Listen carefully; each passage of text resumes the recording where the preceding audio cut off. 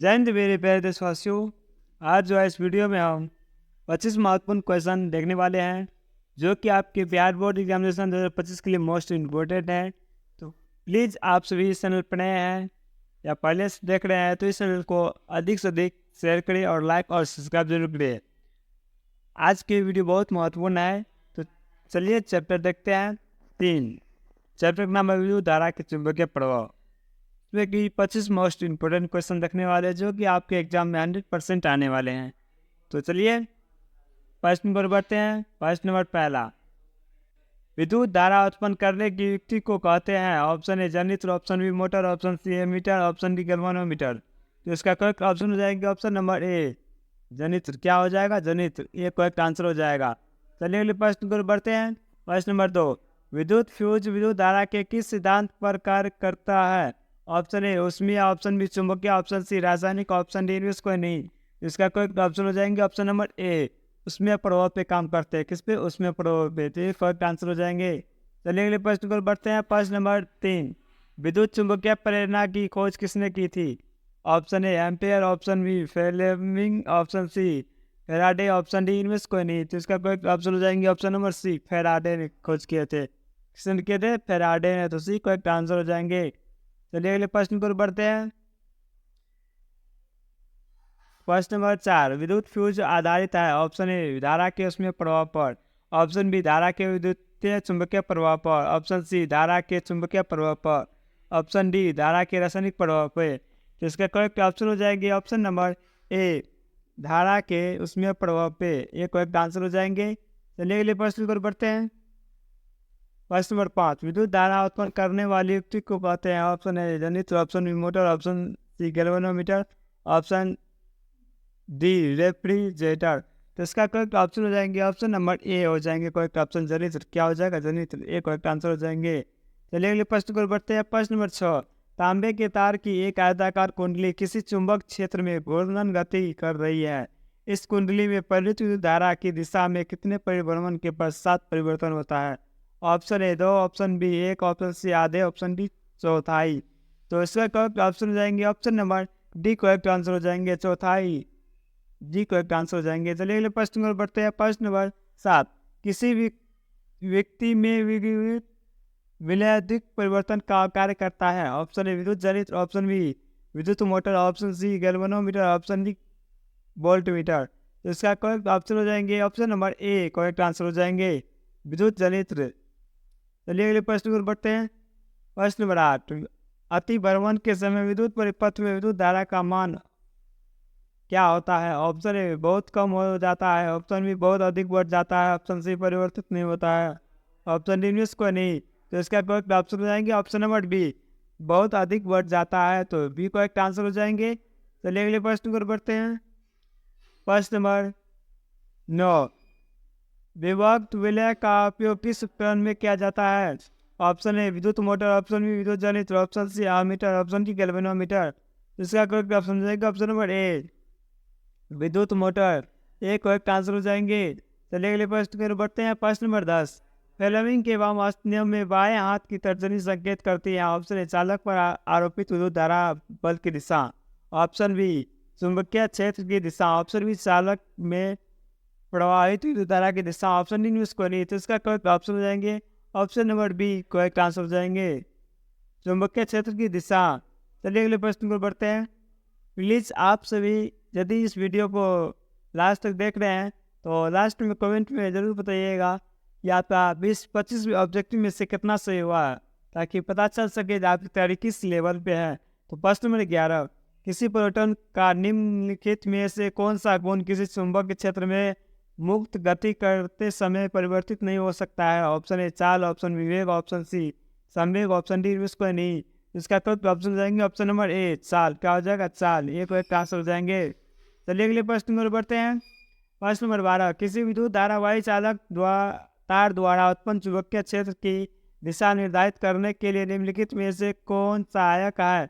Option A दक्षिण हस्त अंगूठीय नियम, ऑप्शन बी फ्लेमिंग का वामहस्त नियम, ऑप्शन सी फ्लेमिंग का दक्षिण हस्त नियम, ऑप्शन डी इनमें से सभी।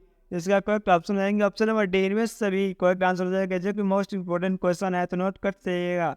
डी करेक्ट आंसर हो जाएंगे। चलिए अगले प्रश्न पर बढ़ते हैं। प्रश्न नंबर 13, लघुपतन के समय परिपथ में विद्युत धारा का मान है ऑप्शन ए बहुत कम हो जाता है, ऑप्शन बी परिवर्तित नहीं होता है, ऑप्शन सी बहुत अधिक बढ़ जाता है, ऑप्शन डी निरंतर परिवर्तित हो जाता है।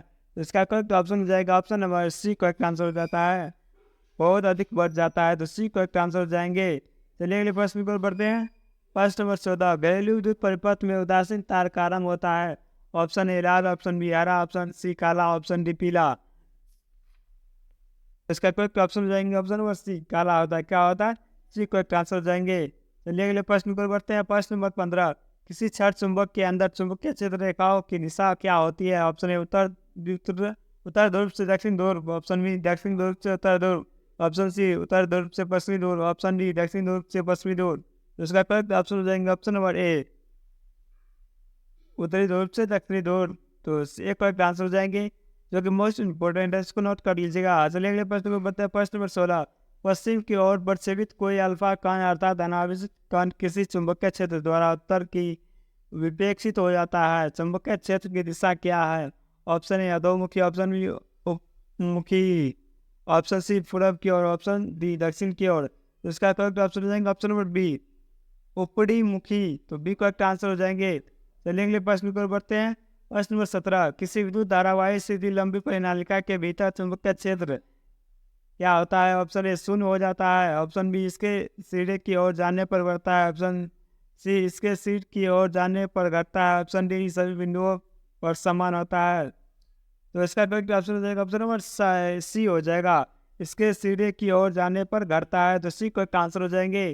चलिए अगले प्रश्न पर बढ़ते हैं। प्रश्न में 18, निम्नलिखित में कौन सा पद विद्युत परिपथ में विद्युत शक्ति को निरूपित नहीं होता है, option A I square R, option B I R square, option B V square by R, option D V I. तो इसका करेक्ट ऑप्शन हो जाएंगे option number B correct answer हो जाएंगे, क्या हो जाएगा, बी आई आर स्क्वायर हो जाएंगे, बी करेक्ट आंसर हो जाएगा। चलिए अगले प्रश्न में बढ़ते हैं। प्रश्न नंबर 19, विद्युत चुंबकीय प्रेरण की खोज किसने की थी, option A Maxwell, option B Faraday, option C Ampere, option D Fleming. इसका करेक्ट ऑप्शन हो जाएंगे ऑप्शन नंबर बी फेराडे ने खोज किए थे, बी करेक्ट आंसर हो जाएंगे, जो कि मोस्ट इंपोर्टेंट क्वेश्चन है, इसको नोट कर जाइएगा। चलिए अगले प्रश्न में बढ़ते हैं। प्रश्न नंबर 20, विद्युत मोटर परिवर्तित करता है, ऑप्शन ए यांत्रिक ऊर्जा को विद्युत ऊर्जा में, ऑप्शन बी विद्युत ऊर्जा को यांत्रिक ऊर्जा में, ऑप्शन सी यांत्रिक ऊर्जा को विद्युत ऊर्जा में, ऑप्शन डी विद्युत ऊर्जा को रासायनिक ऊर्जा में। उसका करेक्ट ऑप्शन हो जाएंगे option number B correct answer हो जाएंगे, विद्युत ऊर्जा को यांत्रिक ऊर्जा में, तो बी करेक्ट आंसर हो जाएंगे। तो अगले प्रश्न को वो बढ़ते हैं। प्रश्न नंबर 21, डायनेमो यांत्रिक ऊर्जा को किस ऊर्जा में परिवर्तित करता है, ऑप्शन ए ध्वनि ऊर्जा, ऑप्शन विद्युत ऊर्जा, ऑप्शन सी सौर ऊर्जा, ऑप्शन डी नुस्खनी। तो इसका करेक्ट ऑप्शन हो जाएंगे ऑप्शन नंबर बी दो विद्युत ऊर्जा में, तो बी करेक्ट आंसर हो जाएंगे। चलिए अगले प्रश्न पर बढ़ते हैं। प्रश्न नंबर 22, घरों में विद्युत से दुर्घटना किसके कारण होती है, ऑप्शन ए फ्यूज तार, option B short circuit, option C उच्च धारा प्रवाह, ऑप्शन डी नुस्खनी। तो इसका करेक्ट ऑप्शन हो जाएगा option number B short circuit.